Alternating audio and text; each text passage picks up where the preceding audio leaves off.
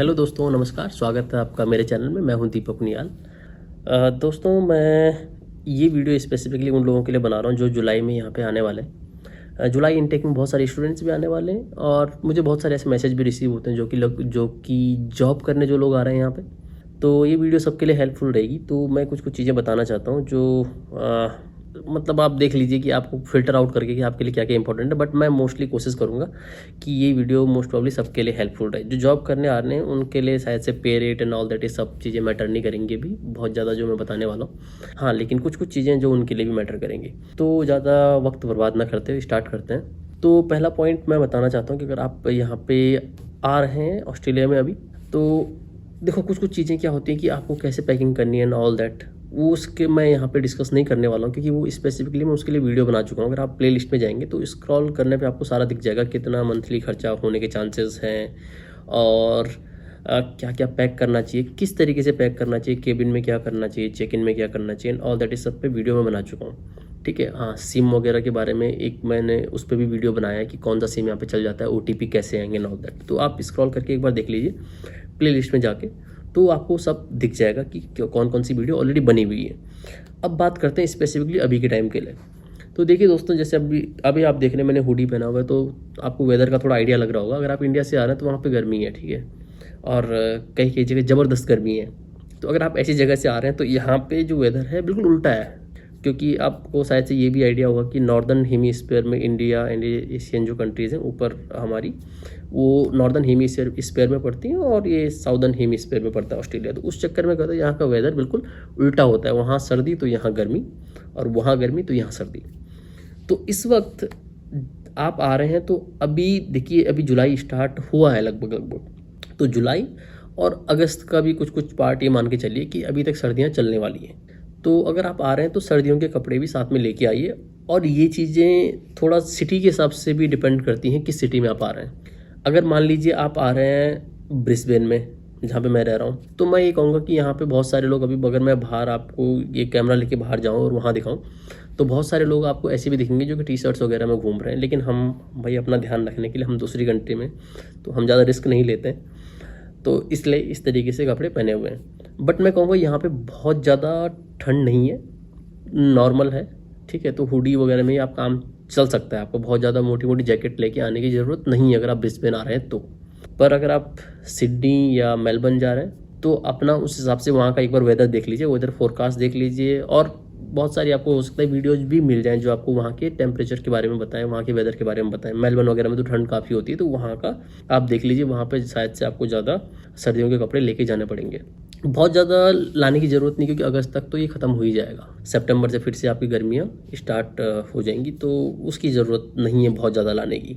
हाँ, अगर आपको ये लगता है कि अगले साल भी भाई इस टाइम तक आप घर नहीं जा पाएंगे, क्योंकि देखो अभी जुलाई चल रहा है, तो ये लगभग जो सर्दियाँ स्टार्ट हो अराउंड फेब से होनी शुरू हो जाती है। तो अगर आपको तब तक नहीं जाना है तो हाँ, उसके हिसाब से भी लेके आ सकते हैं। या तब तक आप यहाँ थोड़ा एक्सप्लोर भी कर लेंगे, आपको पता चल जाएगा यहाँ कहाँ सस्ता मिलता है, कहाँ कहाँ चीज़ें मिलती हैं, तो आप तब यहाँ से भी ले सकते हैं। ऐसी कोई बहुत बड़ी बात नहीं है, और इतना कोई बहुत ज़्यादा मैं बोलूँगा कि कॉस्ट का कोई बहुत ज़्यादा डिफरेंस है तो ऐसा नहीं है। हाँ, बट सिर्फ स्टार्टिंग में क्या है कि आइडेंटिफिकेशन में कि किस जगह से लेना है और कहाँ से लेना है, वो थोड़ा प्रॉब्लम रहती है। तो इसीलिए आप अभी आ रहे हैं तो लेके आना साथ में। अच्छा, बहुत सारे लोग जैसे वुडन मटेरियल के बारे में भी पूछते हैं कि यार ये मैं कोई बेलन लेके आने वाला हूँ रोटी पकाने के लिए, ऑल दैट ला सकते हैं आप लोग, क्योंकि मुझे अभी कुछ लोगों के मैसेज भी आए थे इसके रिगार्डिंग। वो भी लाया जा सकता है अगर आप लाना चाहते हैं। हाँ, उसको डिक्लेयर करना ज़रूरी है, क्योंकि ये मैंने एक वीडियो इसके लिए भी बनाया है कि क्या क्या फॉर्म में डिक्लेयर करना होता है। डिक्लेरेशन बहुत इंपॉर्टेंट है, क्योंकि मैं ऐसे केसेस भी देख चुका हूँ जिनको बहुत डांट वांट पड़ जाती है लोगों को कई बार, या कई बार फाइन भी पड़ जाता है। तो ऐसा नहीं करना है। तो जब आप कुछ भी लेके आ रहे हैं उसको डिक्लेयर एक बार कर लीजिए तो काम चल जाता है। बट उसका थोड़ा उस डिक्लेरेशन फॉर्म को ध्यान से भरना है, और उसमें थोड़ा स्ट्रिक्ट रहते हैं यहाँ पे इमिग्रेशन वाले। तो देखिए क्या क्या ला सकते हैं, बट इस टाइप की चीज़ ला सकते हैं जो मैंने अभी यहाँ पे डिस्कस की। राइट। दूसरा है आपका सिम वाला जो इशू मैं बता रहा हूँ। सिम OTP जो होते हैं, OTP आप जियो या एयरटेल या वोडाफोन वगैरह अगर यूज़ करते हैं आप, तो यहाँ पे OTP उन पे आ जाते हैं। हाँ, आने के साथ मैं ऐसे बहुत सारे लोगों को देखा, जब क्योंकि मैं जब आया था तो मैंने इंटरनेशनल रोमिंग एक दिन का डलवाया था, उसमें उसके बाद कभी नहीं डलवाया। बट मैं ऐसे लोगों को भी जानता हूँ, मेरे साथ में ही हैं, जिन्होंने इंटरनेशनल रोमिंग भी नहीं डलवाया और वो आ गए और उनके आराम से OTP वगैरह आ रहे हैं। बट हाँ, आपका सिम एक्सपायर ना हो उसके लिए आपको बीच बीच में 3 महीने में या 6 महीने में रिचार्ज वगैरह करते रहना पड़ेगा। बट वो एक डिफरेंट मैटर है, वो आप खुद ही समझ जाएंगे कैसा करना है, राइट। तो ये एक इंपॉर्टेंट बात रही आपके लिए। इसके अलावा मैं बहुत सारे लोगों को जानता हूँ जो कि जॉब करने आ रहे हैं, बहुत सारे लोगों को, और ज़्यादातर लोग वो हैं जो एज ए स्टूडेंट यहाँ पे आ रहे हैं। तो जॉब करने आ रहे हैं या स्टूडेंट आ रहे हैं, अकोमोडेशन की देखो एक आवश्यकता सबको है। तो अकोमोडेशन एक इंपॉर्टेंट फैक्टर भी है। मैं सबसे ज़्यादा मैसेज इसी के लिए रिसीव होते हैं कि यार अकोमोडेशन दिलवा दो। बट सच में बताऊँ यार, मेरे पास कोई जादू की छड़ी नहीं है अकोमोडेशन दिलवाने की, और मुझे बुरा भी लगता है कि मैं आपको सिर्फ एक ही मैसेज कर पाता हूँ कि यार इसका मेरे पास कोई डायरेक्ट उपाय नहीं है, और अगर होगा तो मैं आपको बताऊँगा। उसका रीज़न ये है कि यहाँ पे यार जो लोग, जैसे मेरे फ्रेंड्स भी हैं या मैं भी खुद ही हूँ, जब हमने रूम यहाँ पे ढूंढा या हाउस या जो भी अकोमोडेशन हम फाइंड आउट कर रहे थे, तो अकोमोडेशन फाइंड आउट करने के लिए बहुत मेहनत करनी पड़ती है, और मतलब इंस्पेक्शन पे जाना पड़ता है। और मान लीजिए एक हाउस आप देखने गए तो कई जगह ऐसा होता है 15-15, 20-20 लोग, और कई जगह 50-50 लोग भी पहुंचे होते हैं अकोमोडेशन देखने के लिए। अगर आप मान लीजिए जॉब पे आप यहाँ पे आ रहे हैं, तो जॉब के केस में मोस्ट प्रॉब्ली चांस ये है कि फिर आप एक पूरा घर देखेंगे। तो घरों को देखने के लिए तो बहुत ज़्यादा लोग पहुँचे होते हैं, 50-50 के 100-100 भी पहुँचे होते हैं। ऐसे केस भी हुए हैं मेरे साथ, जब मैं वहाँ पर गया और मतलब ये समझ लीजिए कि बिना देखे वापस आना पड़ा, क्योंकि टाइम खत्म हो गया था। यहाँ पे टाइम का बहुत बड़ा इशू है, ठीक है। तो अकोमोडेशन से रिलेटेड मैंने एक पूरा डिटेल में वीडियो बनाया हुआ, उसको आप देख सकते हैं, तो आपको थोड़ा आइडिया लग जाएगा कि अकोमोडेशन यहाँ किस तरीके से मिलता है। हाँ, बट इन शॉर्ट में आपको कहना चाहता हूँ कि आप जैसे एयरबीएनबी देख सकते हैं स्टार्टिंग के लिए 10-15 दिन के लिए, एटलीस्ट 15 दिन के लिए तो बुक करना जरूरी है। अदरवाइज प्रॉब्लम क्या हो जाएगा, अगर आप बुक नहीं करेंगे उसको, आप सोचेंगे हफ्ते भर में दूसरा ढूंढ लेंगे, तो थोड़ा डिफिकल्ट काम है। तो इसलिए मैं एटलीस्ट 15 डेज सजेस्ट करता हूँ कि 15 डेज के लिए आप एयरबीएनबी बुक करके आ जाइए, अगर आपको कुछ और नहीं मिल रहा है। अदरवाइज उससे पहले आप क्या क्या ट्राई कर सकते हैं, जैसे एक फेसबुक का एक ग्रुप है इंडियंस इन ब्रिस्बेन, तो वहाँ पे हेल्प के लिए आप पूछ सकते हैं लोगों से। कई लोगों के साथ क्या होता है कि जैसे जगह होती है, तो वो जैसे इंडियंस ही आपको वहाँ मिलेंगे मोस्टली, तो अगर वहाँ पे जगह ऑलरेडी अवेलेबल है उनके घर में, मान लीजिए किसी ने 2 BHK 3 BHK लिया हुआ है, जगह है, तो वो किसी दूसरे को भी अकोमोडेट कर लेते हैं टेम्प्रेरी बेसिस पे, तो उससे भी आपका काम चल सकता है, ठीक है। और जब यहाँ पहुँच जाएंगे तब तो खैर आप इंस्पेक्शन वगैरह पे जाएंगे, तब तो आपको जो वेबसाइट जैसे मैंने वीडियो बनाया अकोमोडेशन का, वो आप यहाँ पे आके भी देख सकते हैं, तो आपको पता चल जाएगा, राइट। जैसे ही आप फर्स्ट डे यहाँ पे पहुँचे, उसके लिए मैंने एक वीडियो बनाया, वो बहुत इंपॉर्टेंट है कि जैसे आप फर्स्ट डे यहाँ पे पहुँचे वो क्या क्या करना चाहिए हमको, तो वो वीडियो एक बार देख लीजिए, वो भी आपके लिए बहुत ही ज़्यादा हेल्पफुल रहेगा, क्योंकि यहाँ पे TFN APN और बहुत सारी चीज़ें करनी पड़ती, तो वो, और जैसे गो कार्ड लेना एंड ऑल दैट, तो वो बैंक अकाउंट खोलना, तो बहुत सारी चीज़ें हैं, वो सब मैं उसमें बता चुका हूँ डिटेल में कैसे कैसे करना है। एक और इम्पॉर्टेंट पॉइंट मैं आपको बताना चाहता हूँ जॉब के रिलेटेड, क्योंकि जो यहाँ पे स्टूडेंट्स अपने स्टूडेंट वीज़ा पे आ रहे हैं, अभी तक क्या था तो दोस्तों कि यहाँ पे अनलिमिटेड वर्किंग आवर्स थे, अब वर्किंग आवर्स पे कैप लग गई है, 24 आवर्स पर वीक कर सकते हैं, या 48 आवर्स कह लीजिए, आप फोर्टनाइटली कर सकते हैं, ये हो गया, ठीक है। एक खुशखबरी दोस्तों इसमें ये है कि जो आपका पे रेट्स है वो थोड़ा हाई हो गए हैं। जैसे पहले 21 के अराउंड था, एग्जैक्ट मैं सेंट पे नहीं बता रहा हूँ कितना है, तो 21 के अराउंड रेट था पहले, ठीक है। अब वो क्या हो गया, 23 के अराउंड हो गया, 23 से ऊपर चला गया। तो पर आवर $2 का आपको बेनिफिट होगा यहाँ पे जॉब करने में। लेकिन जो वर्किंग आवर्स कम हुए हैं वो थोड़ा प्रॉब्लमेटिक है उन लोगों के लिए। देखो जो मान लीजिए अगर आप लोन लेके नहीं आए हैं एजुकेशन पे, यहाँ पे आपने खुद पे किया, आपके ऊपर पूरी जिम्मेदारी है कि यार मुझे ही अपनी फ़ीस निकालनी है हर तरीके से, और अपना यहाँ का खर्चा भी निकालना है, और अगर आप ये सोच के आए कि मुझे घर भी भेजना है बीच बीच में, तो वो थोड़ा अभी चिंताजनक विषय है उसमें। वो इसलिए है क्योंकि यार आप अगर 24 आवर्स काम कर पाएंगे, तो 24 आवर में अगर आपको मैक्सिमम रेट कोई 23 देता है, सॉरी मिनिमम रेट 23 देता है, उसके हिसाब से अगर आप मान के चलें तो कितना बनता है, 500 कुछ बनता है, ठीक है, 600 भी नहीं बनता है।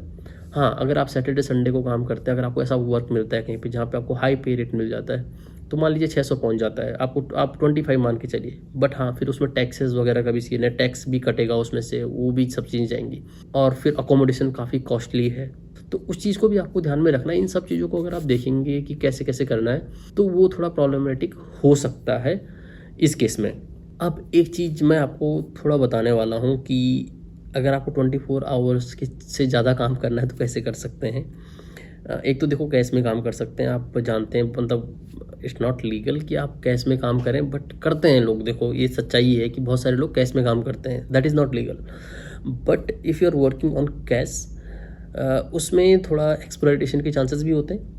एक्सप्लॉयटेशन के चांस किस तरीके से होते हैं? It all works on the demand and supply game, right.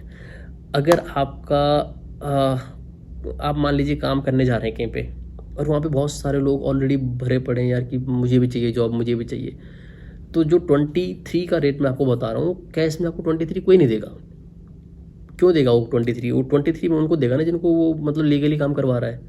अगर उसको इस तरीके से अपना रिस्क लेके काम करवाना है, किसी को कैश में काम करवाना है, तो व्हाट ही विल डू, वो आपको कम पे रेट देगा।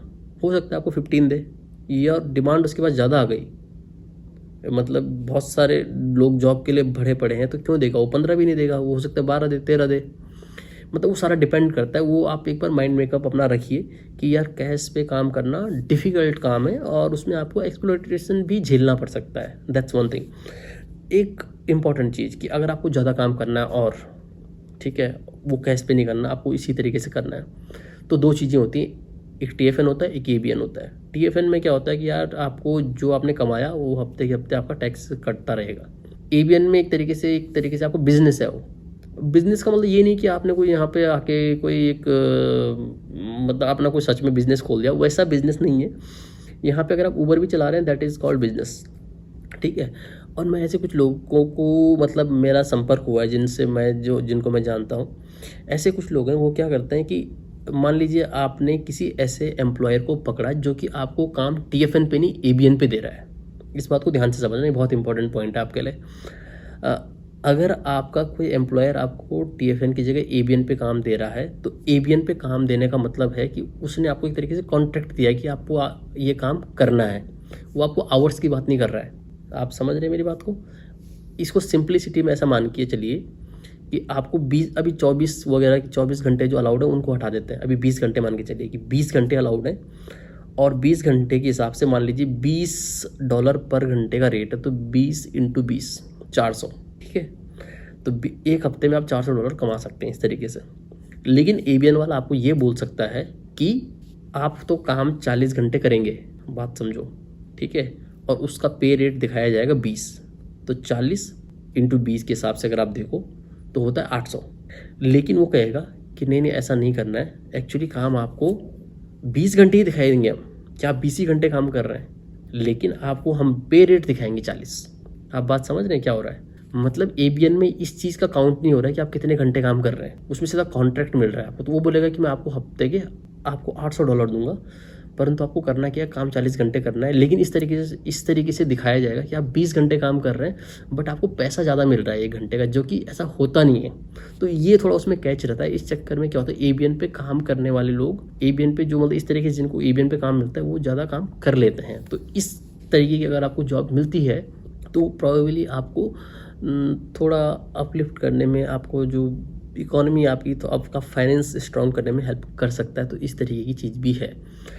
तो मतलब मैं ये डिस्क्लेमर भी दे देता हूँ कि देखो ये मैं किस तरीके से बता रहा हूँ कि मतलब मैंने सुना है इन चीज़ों को, ठीक है। मेरा कोई अपना एक्सपीरियंस नहीं, मैं इस तरीके की जॉब करता भी नहीं हूँ, क्योंकि PhD वालों को देखो ज़रूरत है नहीं काम वाम करने की, क्योंकि हमारा थोड़ा स्कॉलरशिप से काम चल जाता है। तो और अंदर हम यूनिवर्सिटी के अंदर ट्यूटरिंग एंड ऑल दैट ये सब करते हैं, तो हम बाहर जॉब ज़्यादा करते नहीं हैं। मतलब मैंने अभी तक अपने साथ वालों किसी को ऐसे बाहर जॉब करते हुए देखा नहीं, क्योंकि या तो हर कोई स्कॉलरशिप पे ही अपना काम चला रहा है या अंदर ट्यूटरिंग करके काम चला रहा है। लेकिन जो मास्टर्स या बैचलर करने यहाँ पे आते हैं, उनके लिए मस्ट हो जाता है, वो काम करना ही पड़ता है बाहर, तो उनके लिए ये चीज़ें हैं, ठीक है।